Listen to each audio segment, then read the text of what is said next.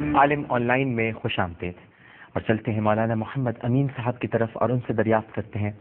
کہ ختم نبوت کے تحفظ کے لیے مسلمانوں کو کیا کرنا چاہیے۔ بسم اللہ الرحمن الرحیم۔ ختم نبوت کا مسئلہ اجماعی ہے،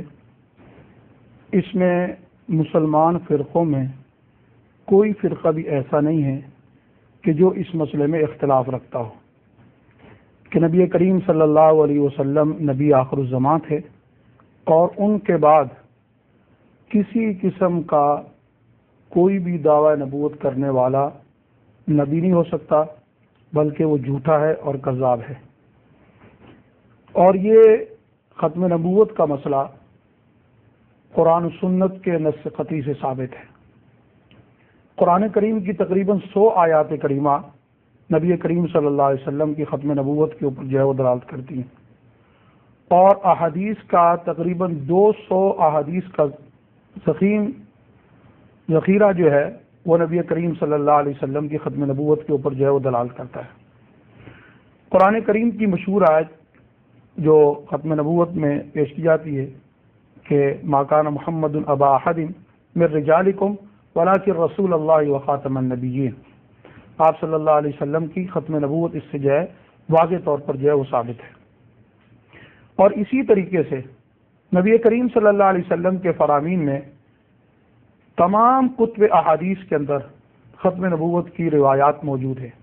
بالخصوص مسلم اور بخاری کے اندر نبی کریم صلی اللہ علیہ وسلم کی ختم نبوت کے متعلق واضح فرامین جو ہے موجود ہیں۔ جیسے مسلم اور بخاری ہی کی روایت ہے کہ نبی کریم صلی اللہ علیہ وسلم نے مثال دے کر جو ہے وہ سمجھایا کہ میری مثال اس طریقے سے جیسے کسی شخص نے جو ہے وہ مکان بنایا، اور بہت ہی خوبصورت اس نے مکان بنایا، اور لوگوں نے اس کو دیکھا، دیکھنے کی دعوت دی۔ دیکھنے کے بعد وہ مکان بہت خوبصورت ہے، لیکن اس کے اندر ایک اینٹ جو ہے وہ نہیں لگی ہوئی، اور دیکھنے والے نے یہ کہا کہ مکان تو بہت خوبصورت ہے، اگر یہ اینٹ بھی جو ہے وہ ہوتی۔ فرمایا کہ وہ آخری اینٹ جو ہے وہ میں ہوں۔ گویا کہ نبوت ایک محل ہے جس کو اللہ تبارک و تعالیٰ نے جو ہے وہ سجایا ہے، اور اس کی آخری زینت اور آخری جو چیز باقی تھی وہ میں آخری نبی ہوں، اور میرے بعد جو ہے وہ کوئی نبی نہیں۔ ٹھیک۔ اسی طریقے سے مسلم اور بخاری ہی کی روایت میں ہے کہ نبی کریم صلی اللہ علیہ وسلم نے فرمایا کہ گزشتہ امتوں میں یعنی بنی اسرائیل وغیرہ کے اندر یہ ہوتا تھا کہ اس وقت کے نبی کے ہاتھ کے اندر سیاست اور امت کے تمام امور ہوا کرتے تھے۔ ایک نبی جاتا تھا تو اس کے بعد دوسرا نبی جو ہے مبعوث کر دیا جاتا تھا۔ میرے بعد جو ہے وہ کوئی نبی نہیں ہے، اور میرے بعد میرے خلفاء ہوں گے، نبی نہیں ہوں گے۔ ٹھیک۔ تو یہ مسئلہ بالاجماع امت ہے، اور اس مسئلے کے اوپر کسی بھی امت کے مسلمان کسی فرد کا کوئی اختلاف نہیں، چاہے وہ کسی بھی فرقے سے جو ہے وہ تعلق رکھتا ہو۔ جب یہ مسئلہ متفقون علیہ ہے، اب اگر اس کے خلاف کوئی نبوت کا دعویٰ کرتا ہے، چاہے اس کا دعویٰ نبوت جو ہے وہ ذلی ہو، بروزی ہو، چاہے وہ صراحتاً اس کا دعویٰ کرے، جیسے کہ قادیانیوں کے تینوں فرقے جو ہیں مختلف قسم کے جو ہے وہ غلام احمد قادیانی کے متعلق جو ہے وہ اپنے عقائد جو ہے رکھتے ہیں، بعض صراحتاً اس سے جو ہے وہ نبی مانتے ہیں، اور لا الہ الا اللہ محمد رسول اللہ کا جو کلمہ ہے اس کی آخری جز کو منسوخ مان کے نبی جو ہے مرزا غلام احمد قادیانی کو جو ہے وہ مانتے ہیں۔ اور دوسرا فرقہ یہ ہے کہ اس کو ذلی اور بروزی جو ہے وہ نبی مانتا ہے۔ ذلی اور بروزی اصل میں یہ عقیدہ جو ہے، چونکہ ہندوستان میں رہنا یہ قادیانی، تو ہندوؤں کے اندر ایک ارگون کا عقیدہ ہے کہ روحیں جو ہے وہ لوٹ کر آتی ہیں، پلٹ کر آتی ہیں، اور وہ تماثل جو ہے وہ بدلتے رہتے ہیں۔ تو وہ یہ کہتے ہیں کہ اسی طریقے سے نبی کریم صلی اللہ علیہ وسلم کی روح جو ہے وہ دنیا کے اندر لوٹ کر آئی ہے، اور ان کی ذلی اور بروزی جو ہے وہ نبوت جو ہے وہ مجھے جو ہے وہ دی گئی ہے۔ تو جو بھی اس قسم کی، چاہے وہ صراحتاً نبوت کا دعویٰ کرے یا یہ ہے کہ وہ ذلی طور پر نبوت کا دعویٰ کرے، بالاتفاق امت جو ہے وہ کافر ہے۔ ٹھیک، بالکل۔ اور یہاں تک کہ فتاوی عالمگیری کے اندر یہ بات لکھی گئی ہے کہ اگر کوئی شخص اپنے آپ کو رسول کہے، اور رسول کے دیکھو ایک تو معنی ہے کہ جو اللہ کی جانب سے فرستادہ نبی ہوتا ہے، اور عربی کے اندر رسول اس کو بھی کہا جاتا ہے کہ جو کسی کا پیغام لے کر جو ہے وہ دوسرے کے پاس جو ہے وہ جائے۔ تو اگر کوئی شخص اپنے آپ کو رسول کہے اور جب اس سے وضاحت مانگی جائے تو وہ یہ کہے کہ میری مراد یہ نہیں ہے کہ میں اللہ کا نبی یا رسول ہوں، بلکہ میرا مقصد کہنے کا تو یہ ہے کہ میں ایک پیغام دینے والا جو ہے وہ آدمی ہوں، تو اس کو بھی فتاوی عالمگیری کے اندر کافر کہا گیا ہے۔ ٹھیک ہے، کہا کہ کیوں؟ اگرچہ یہ اصطلاحی طور پر اپنے آپ کو نبی نہیں کہہ رہا، لیکن اگر اس طریقے سے ہر آدمی کو یہ اجازت دے دی جائے کہ وہ اپنے آپ کو جو ہے وہ رسول کہے، تو ایسی صورت کے اندر تعویلات کے جو ہے وہ دروازے کھل جائیں گے اور ختم نبوت کے اوپر جو ہے وہ زد آئے گی۔ اور جو شخص ختم نبوت کا جو ہے وہ دعوے دار ہو، امت بالاتفاق امت، وہ کافر ہے اور واجب القتل ہے۔ اور اس کے اوپر جو ہے بے شمار امت کے افراد جو ہے اس بات پر متفق ہیں، جیسے کہ ابن حیان نے جو ہے واضح طور پر یہ لکھا ہے کہ جو شخص جو ہے وہ نبوت کا دعویٰ کرے، یا بلکہ انہوں نے تو یہاں تک بھی لکھا ہے کسی ولی کو نبی سے افضل مانے، وہ ہمارے نزدیک واجب القتل ہے۔ اور اسی طرح قاضی عیاض رحمۃ اللہ علیہ نے بھی شفا کے اندر اسے جو ہے وہ واجب جو ہے وہ قتل جو ہے وہ قرار دیا ہے۔ اور پھر ایسے کو نبی کریم صلی اللہ علیہ وسلم نے دجال اور کذاب جو ہے وہ کہا ہے، اور ایسا شخص جو ہے وہ واقعتاً اپنی ہی جال کے اندر جو ہے وہ پھنس جاتا ہے۔ میں ایک دو اگر تھوڑی سی بات غلام احمد قادیانی پہ بھی جو ہے وہ کرنا چاہتا ہوں کہ نبی کریم صلی اللہ علیہ وسلم کے ہمارا ایمان ہے کہ آپ صلی اللہ علیہ وسلم کے جملہ فرامین سچے ہیں، اور آپ نے اپنے بعد کسی کو دعوی نبوت کرنے والے کو کذاب اور دجال کہا ہے، دونوں مبالغے کی صیغہ استعمال کی ہیں۔ کذب جھوٹ کو کہتے ہیں، بس اسی کا مبالغہ کذاب کہا ہے کہ بہت زیادہ جھوٹا اور بہت زیادہ جو ہے فریب دینے والا۔ اور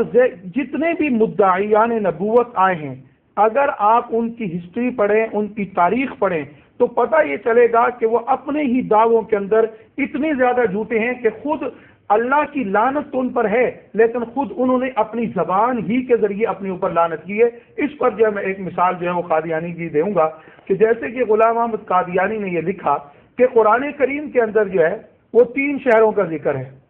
ایک مکے کا ذکر ہے، ایک مدینے کا ذکر ہے، اور اسی طریقے سے ایک قادیان کا ذکر ہے۔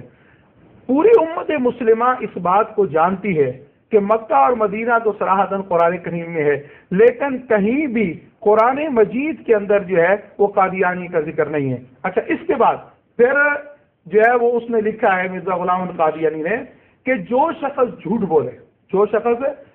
بولے اس کے لیے اس نے 3 حکم لکھے ہیں۔ ایک حکم تو یہ لکھا ہے کہ وہ مرتد ہے، دوسرا حکم اس نے یہ لکھا ہے کہ جھوٹ بولنے سے بہتر یہ کہ انسان گو کھا لے، یعنی گو کھانے جتنا ابتر ہے اتنا جھوٹ بولنے والا ابتر ہے۔ تیسرا یہ لکھا ہے کہ جھوٹ تو وہ بھی نہیں بولتا کہ جو کنجر ہوتا ہے، آگے صراحت میں لکھا ہے یعنی ولد الزنا، جو حرامی ہوتا ہے وہ بھی جو ہے وہ جھوٹ نہیں بولتا۔ تو یہ 3 حکم اس نے گویا کہ جھوٹے کے لیے لکھے ہیں، یا وہ ولد الزنا ہے یا وہ مرتد ہے۔ آری بات میں تو ظاہری سی بات ہے کہ موصوف نے خود بھی جو ہے وہ جھوٹ بولا ہے، اور یہ کہا کہ قرآن کریم کے اندر جو ہے وہ قادیان کا ذکر ہے، اور پورے قرآن کریم کے اندر کہیں بھی قادیان کا ذکر نہیں ہے۔ تو موصوف نے خود اپنے آپ کو تینوں چیزیں کہہ دیں۔ جی جی شہیدی صاحب، بسم اللہ الرحمن الرحیم۔ یہ جو ختم النبوت کا مسئلہ ہے، تاریخی اعتبار سے اگر دیکھیں تو نبی کریم کی رسالت مآب کی رحلت کے بعد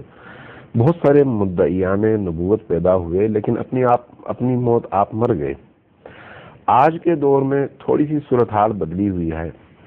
آج اصل میں مسلمانوں کی قوت کو کمزور کرنے کے لیے، مسلمانوں کی اس وحدت کو توڑنے کے لیے، مسلمانوں کے اندر جو امت کا تصور ہے اس تصور کو توڑ کر انہیں مختلف قسم کے پریشان کن افکار میں گرفتار کرنے کے لیے مغرب میں بہت سوچا، اور سوچنے کے بعد کچھ علاقوں کا انتخاب کیا۔ اس انتخاب کے بعد وہاں پر پورا سرمایہ لگایا، ایسے افراد کو ڈھونڈا جن کے ذریعے سے اس علاقے میں بسنے والوں کے عقائد اور ان کے دینی مقدسات کو نشانہ بنایا جا سکے، اور اس طرح سے انہیں آپس میں دست بگریمہ کیا جا سکے۔ قادیانیوں کا جہاں تک تعلق ہے، جس طرح سے ایران میں ہوا، محمد علی باب کو اٹھایا گیا، اسی طرح سے بعض اور علاقوں میں، تو برصغیر میں کیونکہ یہاں پر مسلمان جذباتی ہیں اور دین سے ان کی اٹیچمنٹ معقولیت سے زیادہ جو ہے جذباتیت کی حد تک موجود ہے، اس لیے اس کا استحصال کرنے کے لیے ایسے فرد کو اٹھایا گیا جو ان کا اپنا گماشتہ تھا۔ ان سے پیسے لیتا تھا اور مسلمانوں کے اندر اختلاف کا بیج اس نے بویا۔ بہرحال یہ عقیدے سے زیادہ سیاسی مسئلہ میں اس کو سمجھتا ہوں، چونکہ عقیدتی حوالے سے تو جب جیسے مولانا نے فرمایا کہ خاتم النبیین جب آپ کہتے ہیں تو خاتم اصل میں انگوٹھی کو کہا جاتا ہے، اور پرانے زمانوں میں جو خطوط لکھے جاتے تھے حکمرانوں کی طرف سے اس کے اوپر انگوٹھی کی مہر لگتی تھی۔ خاتم النبیین کو خاتم اسی لیے کہا گیا کہ نبوت کے آخری سردار نبی کریم ہیں اور تمام تر فضائل کا مرقع اور مجموعہ ہے، اور ان کے بعد یہ باب بند ہو چکا ہے اور مہر لگ چکی ہے۔ اب جو بھی اس طرح کا کوئی دعویٰ کرے گا وہ کذاب بھی ہے اور واجب القتل بھی ہے تمام امت مسلمہ کے مستند علماء کی نظر میں۔ اس میں کوئی بحث اور کوئی گفتگو کی گنجائش ہے ہی نہیں کہ آپ اس میں عقیدتی بحث کریں کہ کیسے ہو سکتا ہے اور کیسے نہیں ہو سکتا۔ یہ ایک بالکل صراحتاً ایسی بات ہے جس پر سب نے مہر لگائی ہے، لیکن ہے یہ مسئلہ سیاسی، چونکہ انگلینڈ نے انگریزوں نے یہ کوشش کی کہ امت مسلمہ کو تقسیم کیا جائے، تو اس کے لیے پھر انہوں نے برصغیر کا انتخاب کیا۔ اب برصغیر کے لوگوں میں چونکہ پڑھائی اور تعلیم کا معیار کم تھا، اور جہاں پر تعلیم نہ ہو وہاں پر گمراہ کن پروپیگنڈے زیادہ اثر انداز ہوتے ہیں، لیکن اس کے مقابلے میں یہ ہماری خوش قسمتی ہے کہ مختلف مسالک آپس کے چھوٹے چھوٹے فروعی اختلافات کے باوجود سب نے اس بنیادی ترین مسئلے پر توجہ دی، اس لیے کہ جب ختم الرسل اور ختم نبوت کے مسئلے کو متنازع بنا دیا جائے تو پھر اسلام کی جڑیں ہل جاتی ہیں، اس لیے کہ اسلام قائم ہی نبی کریم صلی اللہ علیہ وآلہ وسلم کی نبوت پر ہے۔ تو اگر اس مسئلے کو متنازع بنا دیا جائے تو پھر جڑیں ہل جاتی ہیں۔ آپ اس کی مثالیں آج بھی دیکھ رہے ہیں، اس زمانے میں جعلی نبی بنا کے بھیجے گئے یا ہادی بنا کے بھیجے گئے، اور آج جو ہے نبی کریم کے نعوذ باللہ کارٹون شائع کیے جاتے ہیں، قرآن کریم کی توہین کی جاتی ہے، اور یہ سلسلہ اسی کا تسلسل ہے، یقینی طور پر اسی کا تسلسل ہے۔ وجہ صرف اور صرف یہی ہے کہ امت مسلمہ کو تقسیم کیا جائے۔ بالکل آج جو ہماری ذمہ داری بنتی ہے اس اعتبار سے وہ یہ ہے کہ چاہے دنیا کے کسی بھی گوشے میں لا الہ الا اللہ محمد رسول اللہ کہنے والے لوگ بستے ہوں، وہ اس کلمہ وحدت کی بنیاد پر کٹھے ہوں، ٹھیک ہے، اور ان تمام قوتوں کے خلاف کٹھے ہوں جو اسلام کی بنیاد پر حملہ ور ہوتے ہیں۔ تو ہم اس حوالے سے خوش قسمت ہیں کہ ہم نے ایک ایسے زمانے میں آنکھ کھولی جب ختم نبوت کی حفاظت کے لیے تمام مسالک کے لوگ میدان میں آئے اور انہوں نے بھرپور جد و جہد کی۔ میں مفتی جعفر حسین علی اللہ مقامہ الشریف کا نام لوں گا، اور اسی طرح سے مولانا علی غضنفر کراروی جو آج بھی موجود ہیں، یہ ان علماء تشیع کے سرخیل تھے اس دور میں جنہوں نے باقی تمام مسالک کے دیوبند اور بریلویت کے علماء کے ساتھ مل کر اس فتنے کو توڑنے اور اس فتنے کے خاتمے کے لیے پوری جدوجہد کی، اور اس کا ثمر آج ہم دیکھتے ہیں کہ پاکستان کے اندر نبی کریم کا عشق اور محبت پوری طرح سے معزز۔ الحمدللہ الحمدللہ۔ میں بہت شکر گزار ہوں مولانا محمد امین صاحب آپ کا اور مولانا محمد امین شہیدی صاحب آپ کا۔ آپ دونوں شخصیات عالم آن لائن تشریف لائیں۔ ناظرین، اس کے ساتھ ہی عالم آن لائن کا وقت اپنے اختتام کو پہنچتا ہے۔ جب جب تحریک تحفظ ختم نبوت کا ذکر ہوگا، جیسے کہ اکابر علماء کے نام شہیدی صاحب نے لیے، یقیناً مولانا امین صاحب بھی جانتے ہوں گے، بڑے بڑے نام ہیں اہل سنت مکتبہ فکر سے بھی، لیکن ایک نام ضرور لیا جاتا رہے گا، اور لوگوں کو یاد آئیں گے وہ مناظر جب ایک شخص عشاء کی نماز کے بعد تقریر شروع کرتا تھا تو فجر تک اس کا خطاب جاری رہتا تھا، اور لوگ تلاش کرتے تھے اس میں حکمت کے موتی۔ امیر شریعت حضرت مولانا سید عطا اللہ شاہ بخاری علیہ رحمہ، ان کے خطاب سے ایک اقتباس آپ کی نظر کر رہا ہوں اور یہیں پر گفتگو تمام ہوگی۔ آپ فرماتے ہیں کہ تصویر کا ایک رخ تو یہ ہے کہ مرزا غلام احمد قادیانی میں یہ کمزوریاں اور عیوب تھے، اس کے نقوش میں توازن نہ تھا، قد و قامت میں تناسب نہ تھا، اخلاق کا جنازہ تھا، کریکٹر کی موت تھی، سچ کبھی نہ بولتا تھا، معاملات کا درست نہ تھا، بات کا پکا نہ تھا، بزدل اور ٹوڈی تھا۔ تقریر و تحریر ایسی ہے کہ پڑھ کر متلی ہونے لگتی ہے، لیکن میں آپ سے عرض کرتا ہوں کہ اگر اس میں کوئی کمزوری نہ بھی ہوتی، وہ مجسمہ حسن و جمال ہوتا، قوا میں تناسب ہوتا، چھاتی 43 انچ کی، کمر ایسی کہ CID کو بھی پتہ نہ چلتا، بہادر بھی ہوتا، مرد میدان ہوتا، کیریکٹر کا آفتاب اور خاندان کا مہتاب ہوتا، شاعر ہوتا، فردوسی وقت ہوتا، ابو الفضل اس کا پانی بھرتا، خیام اس کی چاکری کرتا، غالب اس کا وظیفہ خوار ہوتا، انگریزی کا شیکسپیئر اور اردو کا ابو الکلام ہوتا، پھر نبوت کا دعویٰ کرتا، تو کیا ہم اسے نبی مان لیتے؟ میں تو کہتا ہوں کہ اگر سیدنا علی رضی اللہ تعالی عنہ دعویٰ کرتے کہ جسے تلوار حق نے دی اور بیٹی نبی نے دی، سیدنا ابو بکر صدیق رضی اللہ تعالی عنہ، سیدنا فاروق اعظم رضی اللہ تعالی عنہ اور سیدنا عثمان غنی رضی اللہ تعالی عنہ بھی دعویٰ کرتے، تو کیا بخاری انہیں نبی مان لیتا؟ نہیں، اور ہرگز نہیں۔ میاں صلی اللہ علیہ وآلہ وسلم کی بات کائنات میں کوئی ایسا انسان نہیں جو تخت نبوت پر سج سکے اور تاج امامت و رسالت جس کے سر پر ناز کرے۔